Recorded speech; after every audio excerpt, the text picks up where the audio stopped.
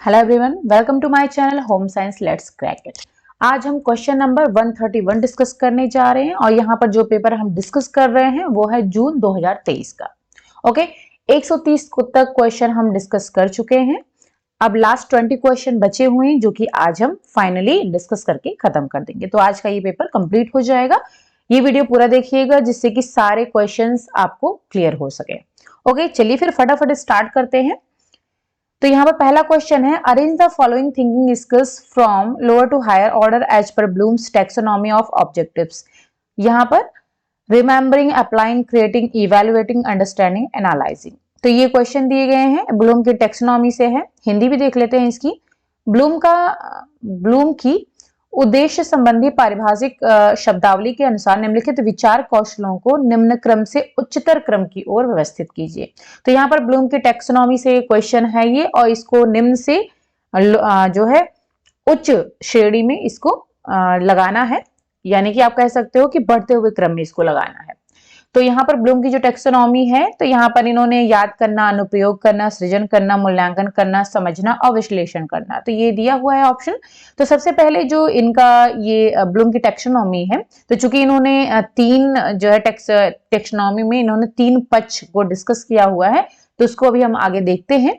पहले यहाँ पर हम आंसर इसका देख लेते हैं। तो इसमें जो पहला ऑप्शन हो जाएगा, पहला पॉइंट रहेगा, वो होगा रिमेंबरिंग, यानी कि याद करना। तो ए वाला पहला हो जाएगा। तो देख लेते हैं, ए सब में है। ओके, फिर दूसरे पर आते हैं। दूसरा जो आ जाएगा यहाँ पर समझना, इसका मतलब हो गया अंडरस्टैंडिंग। सेकंड नंबर पे इसका मतलब हो गया, ए के बाद आना चाहिए ई, ए के बाद ई एक ही ऑप्शन में है, तो यही ऑप्शन बिल्कुल सही हो जाएगा, चौथा। ठीक है, अब समझना के बाद में आ जाएगा अनुप्रयोग करना, इसका मतलब है अप्लाई करना। अप्लाई करने के बाद में उसका विश्लेषण करना, तो बी के बाद में एफ आ जाएगा फोर्थ नंबर पर। और विश्लेषण का मतलब होगा एनालिसिस करना। एनालिसिस करने के बाद में उसका मूल्यांकन करना। ओके, इसका मतलब इवैल्यूएशन। और लास्ट में आ जाएगा सृजन करना, इसका मतलब हो गया क्रिएटिंग। तो ये 6 नंबर पर आ जाएगा लास्ट। ठीक है, तो यहाँ पर चौथा वाला ऑप्शन बिल्कुल सही है। थोड़ा सा हम इसको देख लेते हैं, एक्सप्लेन कर लेते हैं। तो यहाँ पर जो ब्लूम की टैक्सोनॉमी है, सबसे पहले इन्होंने 1956 में, ओके, तो इन्होंने 1956 में दिया हुआ था। ये ब्लूम की जो टैक्सोनॉमी है 1956 में दी गई थी। उसके बाद में 2001 में इन्होंने इसको रिवाइज किया, और ये रिवाइज किया गया है एंडरसन के द्वारा। एंडरसन के द्वारा, ठीक है, जो कि इन्हीं के ब्लूम के ही एक स्टूडेंट, पूर्व छात्र हैं ये एंडरसन, जिन्होंने 2001 में ब्लूम की जो टैक्सोनॉमी है उसको रिवाइज किया, उसमें कुछ चीजें ऐड की। और इन्होंने जो ब्लूम ने दिया था टैक्सोनॉमी जो दी हुई है ब्लूम ने, तो उन्होंने इसको नाउन के फॉर्म में दिया था, संज्ञा के फॉर्म में। ठीक है, इसको जो एंडरसन है उन्होंने वर्ब के फॉर्म में किया है, इसका मतलब है क्रिया। ओके, इन्होंने संज्ञा के फॉर्म में दिया हुआ था और इन्होंने इसको क्रिया के फॉर्म में दिया हुआ है।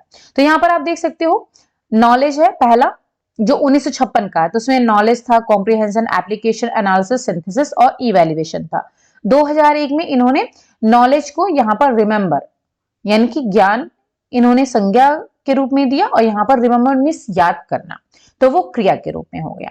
ठीक है, रिमेंबर फिर इसके कॉम्प्रिहेंशन इन्होंने दिया था। ठीक है, कॉम्प्रिहेंशन इसका मतलब हो गया समझना, अंडरस्टैंड दूसरा नंबर पर हो गया, एप्लीकेशन, और यहां पर इन्होंने अप्लाई करना तीसरे नंबर पर, एनालिसिस, एनालाइज, सिंथेसिस। अब यहां पर देखिएगा, यहां पर थोड़ा सा इन्होंने चेंज किया है एंडरसन ने। जो इवैल्यूएशन था यहां पर सबसे लास्ट में था, इसको इन्होंने यहां पर 5th नंबर पर कर दिया। और जो सिंथेसिस थी जो कि 5th नंबर पर थी, पहले 1956 में ब्लूम ने किया हुआ था, उसको एंडरसन ने सबसे लास्ट में किया है, क्रिएट, और इसको चेंज गए। सिंथेसिस का मतलब हो गया बनाना किसी चीज को, ठीक है, सिंथेसाइज करना, और क्रिएट का मतलब होता है सृजन करना। तो थोड़ा सा माइनर सा चेंज इन्होंने किया हुआ है।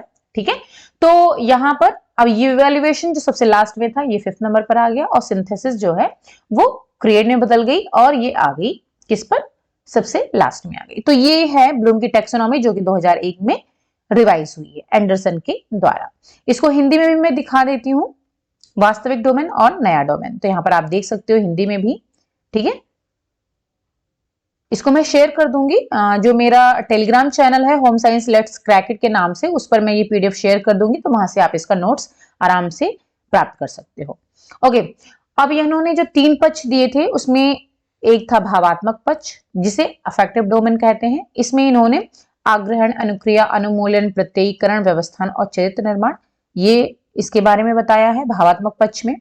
दूसरा ज्ञानात्मक पक्ष जिसे कॉग्निटिव डोमेन कहते हैं, तो इसमें आपने देख लिया, इसको हमने डिस्कस ही कर लिया है, ठीक है। और तीसरा जो पक्ष है वो है इनका क्रियात्मक पक्ष जिसे साइकोमोटर डोमेन कहते हैं। इसमें इन्होंने उद्दीपन, कार्य करना, नियंत्रण, संयोजन, स्वाभाविकरण और आदत पड़ना ये सारी चीजें बताई क्रियात्मक पक्ष में। तो इन्होंने 3 पक्ष के बारे में बताया, क्रियात्मक पक्ष, ज्ञानात्मक पक्ष और भावात्मक पक्ष। ओके, चलिए अब आते हैं नेक्स्ट क्वेश्चन पर।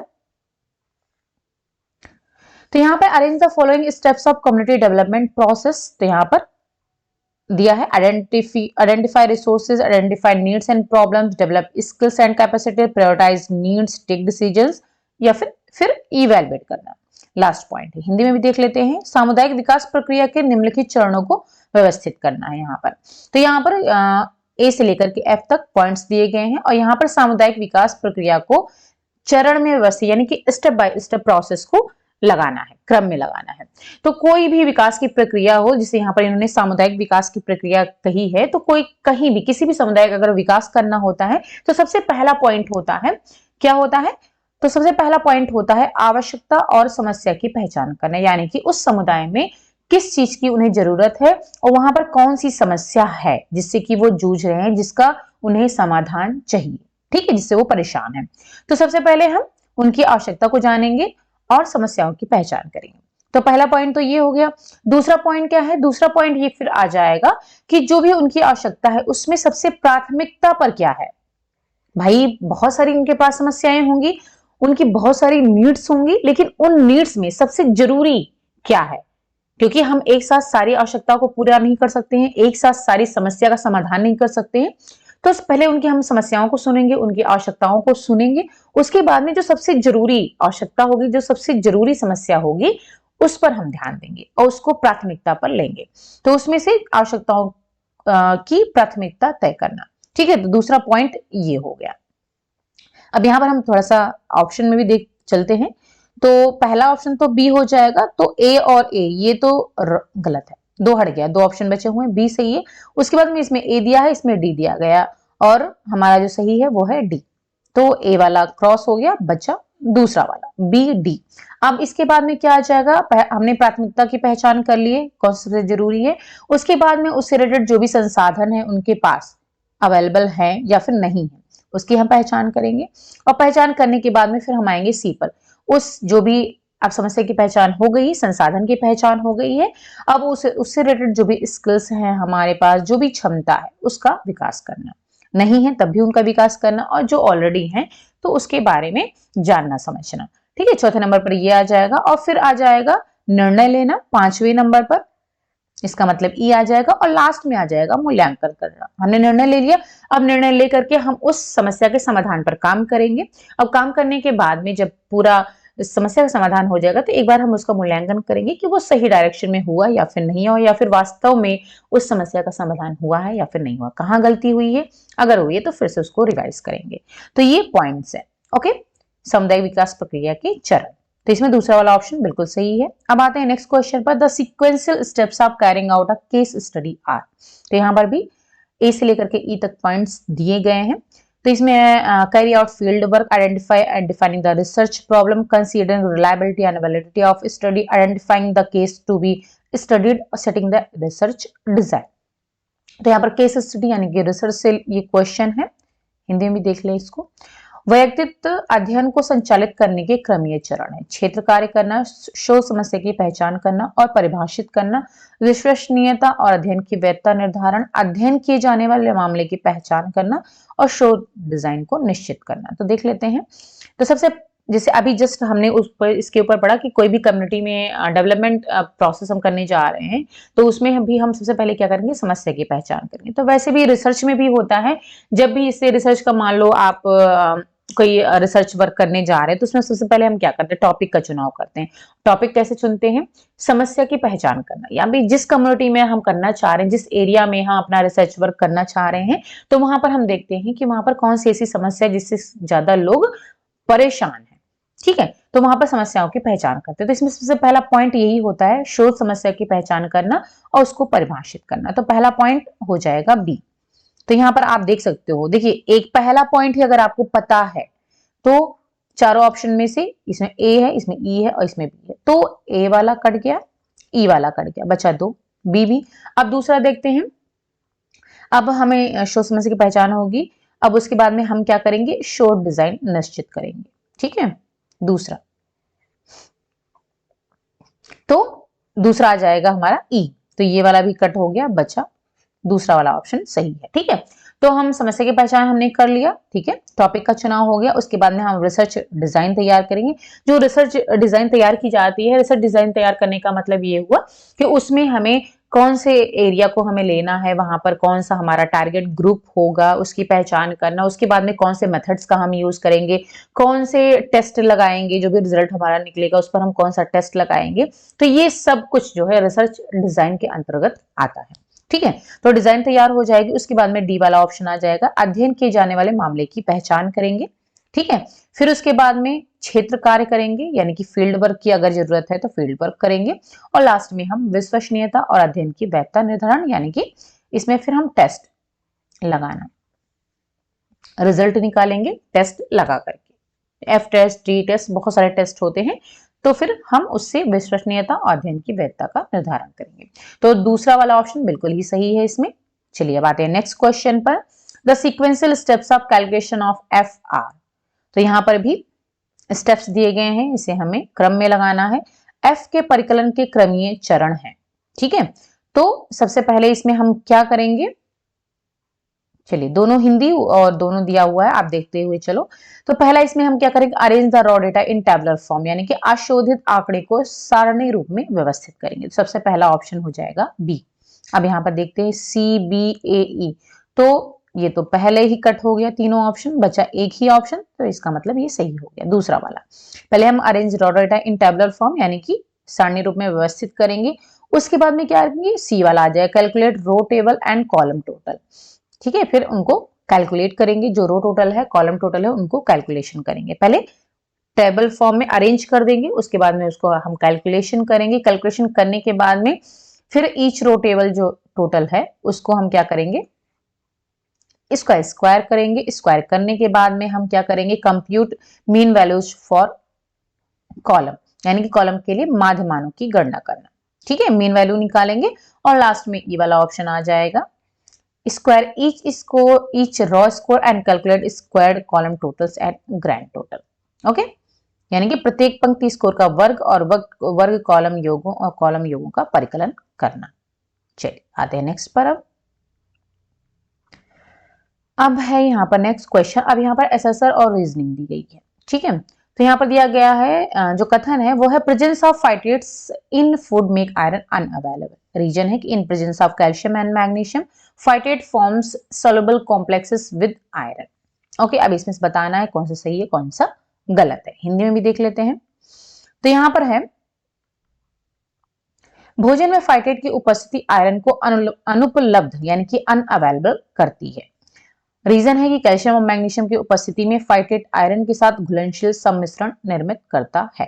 तो पहला तो बिल्कुल सही है कि अगर जो ये फाइटेट है जो कि सीरियल्स और लेग्यूम्स में पाए जाते हैं, जैसे कि सोयाबीन है, ठीक है, तो क्या होता है उसमें फाइटेट पाया जाता है। तो जो फाइटेट है वो जो भी सीरियल्स एंड लेग्यूम्स हैं, यानी कि जिन पदार्थ में फाइटेट उपस्थित है, अगर उसमें आयरन है तो क्या करता है, वो आयरन को हमारे शरीर को प्राप्त होने नहीं देता, यानी कि अवेलेबल नहीं होने देता है, क्योंकि फाइटेट क्या होता है, एक इनहिबिटर का काम करता है। ठीक है, इनहिबिट करता है। तो ये पहला वाला तो सही है, लेकिन यहाँ पर जो कहा है इन्होंने कैल्शियम मैग्नीशियम को उपस्थिति में फाइटेट आयरन के साथ घुलनशील सम्मिश्रण निर्मित करता है, तो ये तो बिल्कुल ही गलत है, क्योंकि फाइटेट क्या करता है, ये जो है सम्मिश्रण निर्मित करता है, यानी कि जो इन्होंने कहा है, इंग्लिश में देखते हैं, इन्होंने कहा है कि सॉल्युबल कॉम्प्लेक्सेस तैयार करता है, सॉल्युबल नहीं इनसॉल्युबल कॉम्प्लेक्स तैयार करता है। सॉल्युबल होगा तो आसानी से वो घुल जाएगा और हमारे शरीर को मिल जाएगा, लेकिन इनसॉल्युबल कॉम्प्लेक्स तैयार करता है जो कि हमारे शरीर को नहीं मिल पाता है।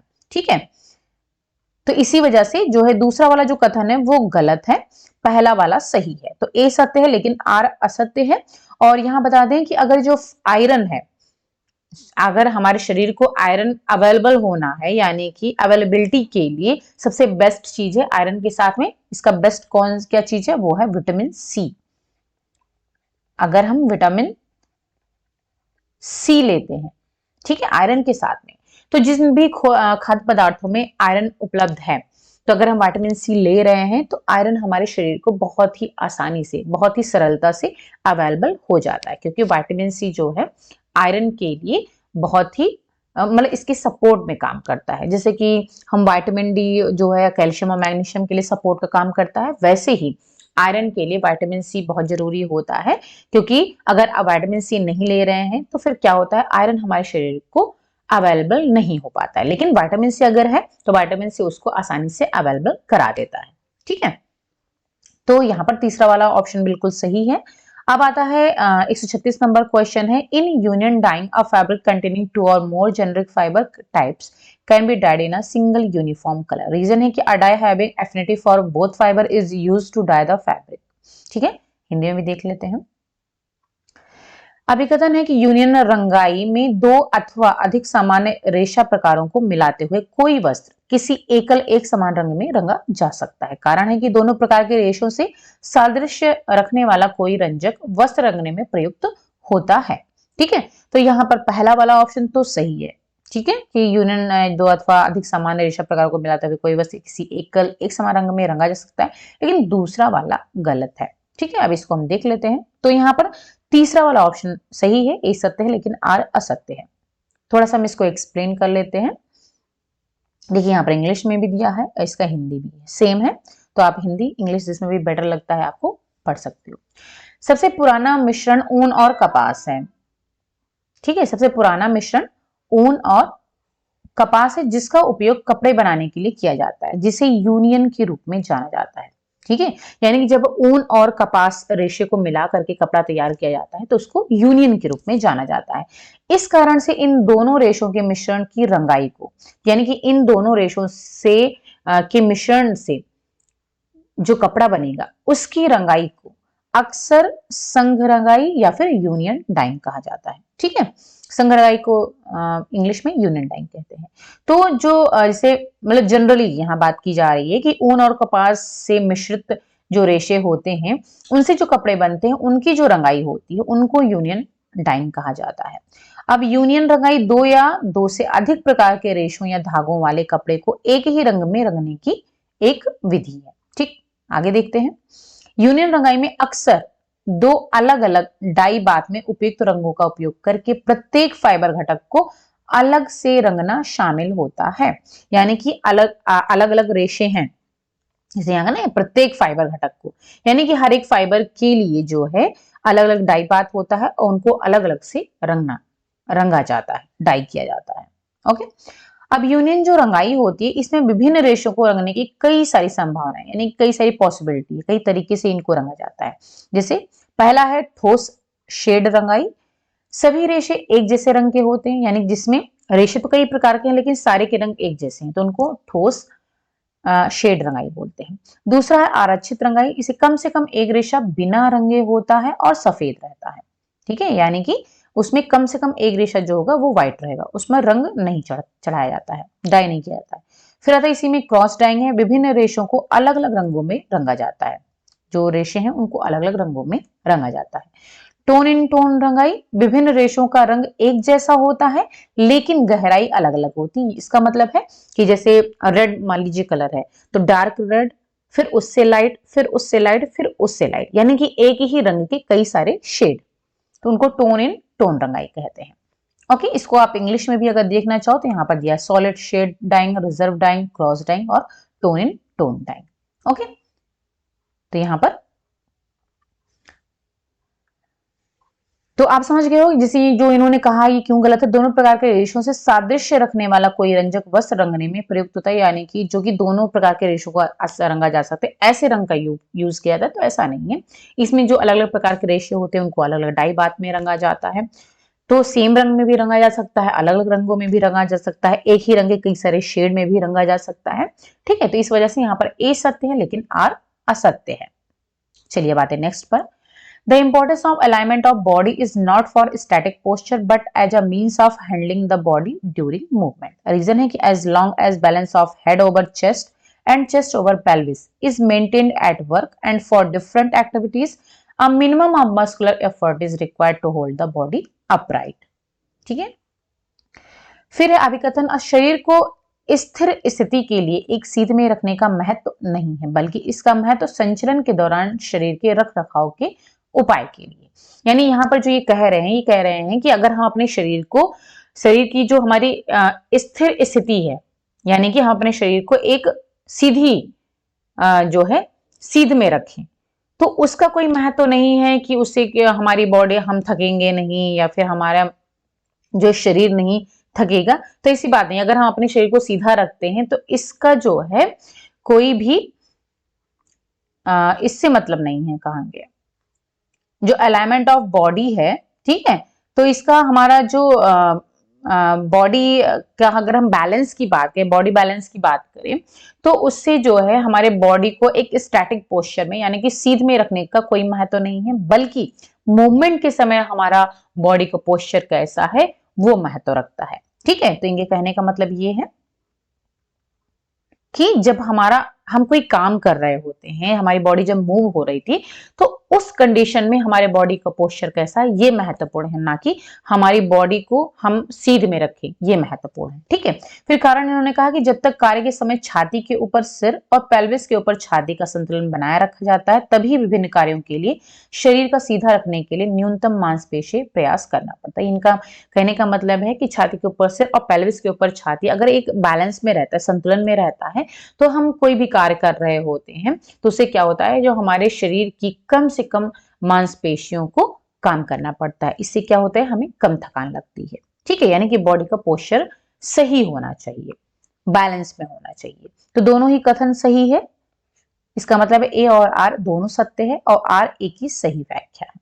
ठीक है, चलिए फिर ऐसा है, some women develop postpartum depression which involve some major depressive episode that typically occurs about 4 weeks after delivery. Reason है women make numerous adjustments in the first days and weeks after child birth.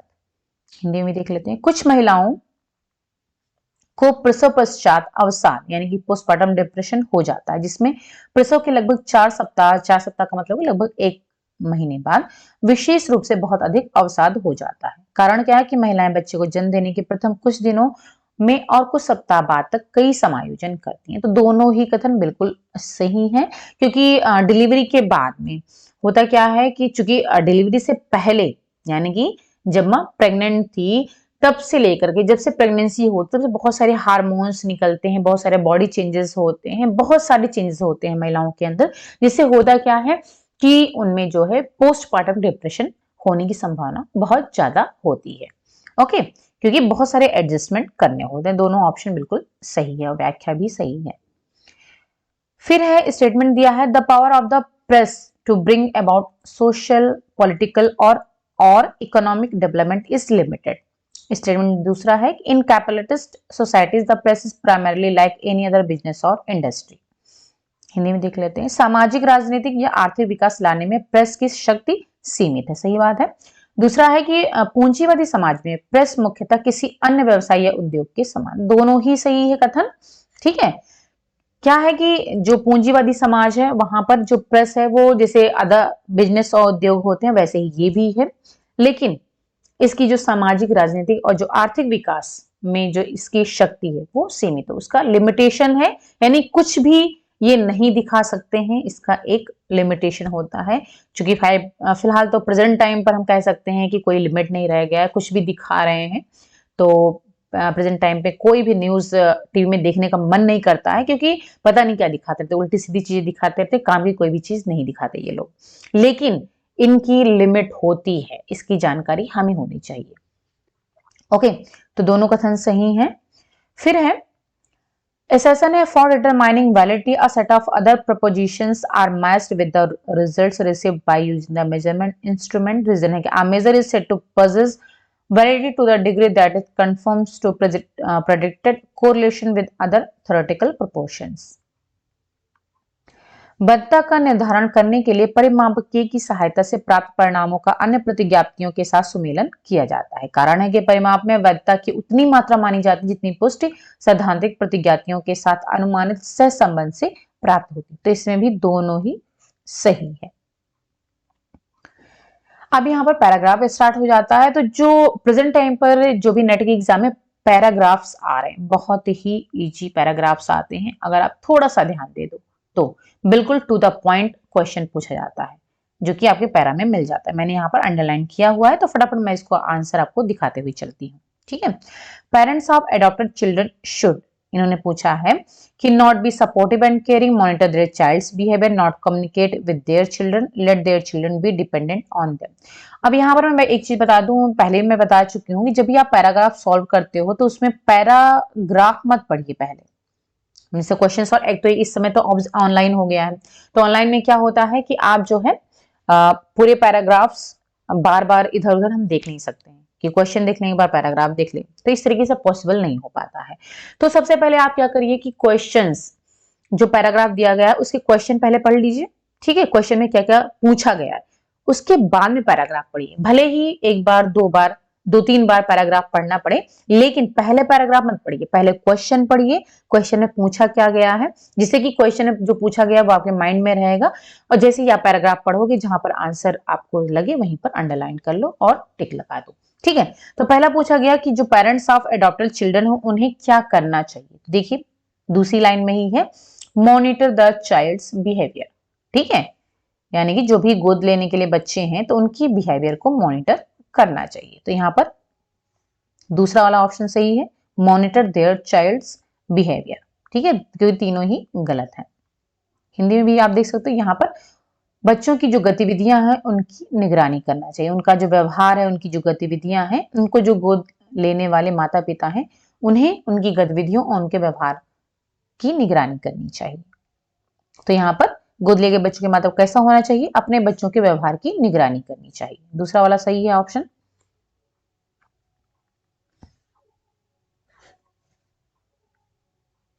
चलिए अब next question है, parents of adopted children need not recognize the differences involved in adoptive family life to show respect for the birth family, let the child search for self on his own, not communicate about the differences। जो parents of adopted children है, need उन्हें किस चीज की जरूरत है, तो यहाँ पर देखिए यहाँ पर आंसर दिया गया है, they need to recognize the differences involved in adopted family life, communicate about these differences, show respect for the birth family and support the child's search for self and identity. तो क्या है, show respect for the birth family.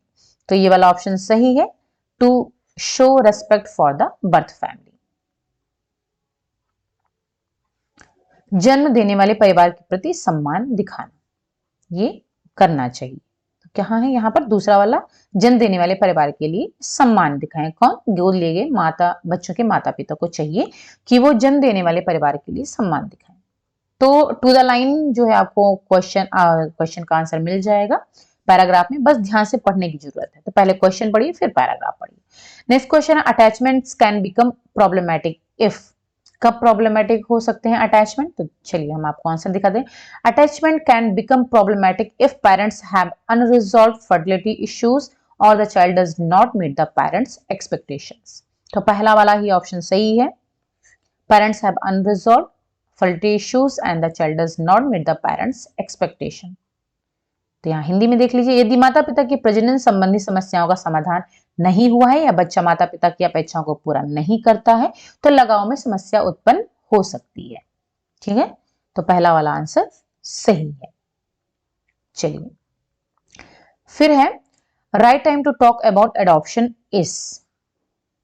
तो right time to talk adoption, because many children begin to ask where they came from when they are about 4 to 6 years old. This is a natural time to begin to talk in simple ways to children about their adoption status। इसका मतलब है जब वो पूछ रहे हैं तभी बताना उचित है।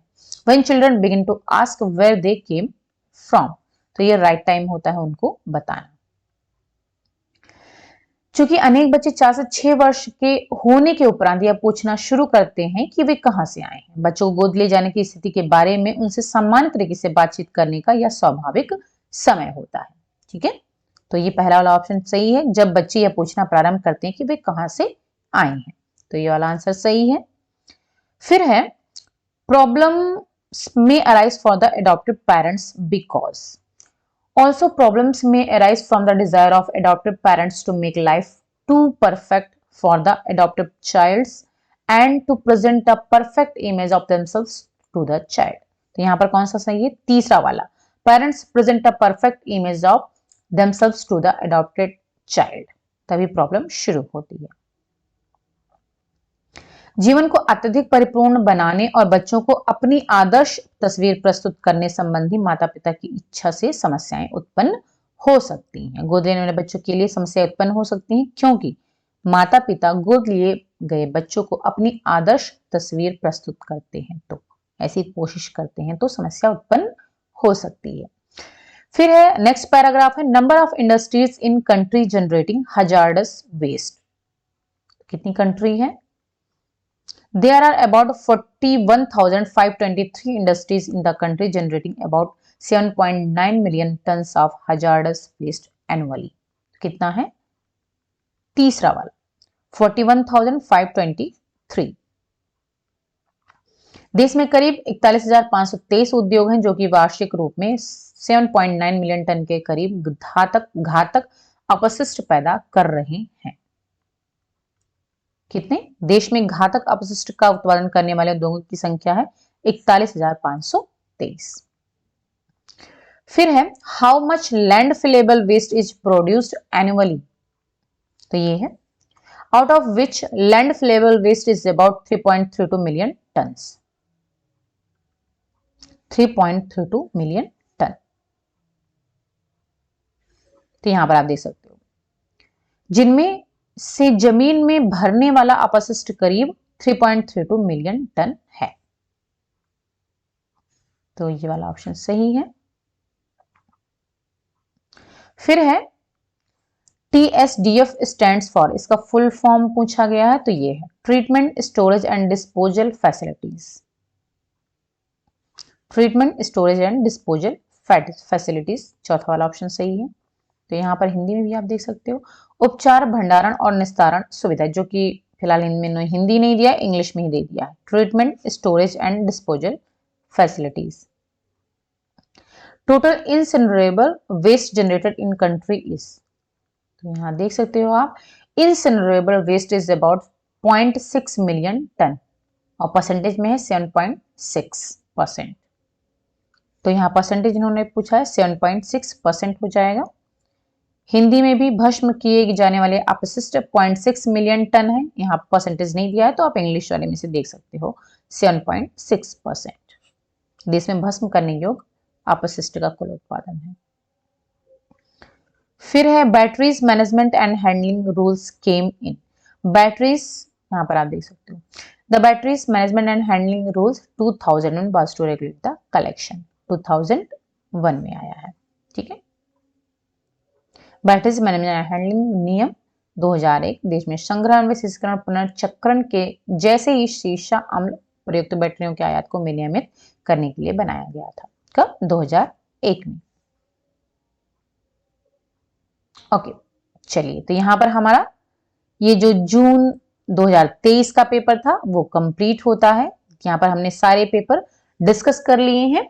ओके, पूरा सारा क्वेश्चन डिस्कस कर लिया है, तो उम्मीद करते हैं कि आपको समझ में आया होगा, क्योंकि हमने कोशिश की है आपको एक्सप्लेन करने की, तो उम्मीद करते हैं कि समझ में आ गया होगा। नहीं समझ में आया है तो आप जो है इसका मैं PDF जो भी मैंने समझाया है आपको, इसका पूरा PDF मैं टेलीग्राम चैनल पर शेयर कर दूंगी और ये पेपर भी विद आंसर शेयर कर दूंगी टेलीग्राम चैनल पर। तो वहां से आप जो है इस क्वेश्चन का जो नेट जून 2023 का पेपर है इसको भी वहां से डाउनलोड कर सकते हो और जो एक्सप्लेनेशन है वो भी वहां से आप ले सकते हो।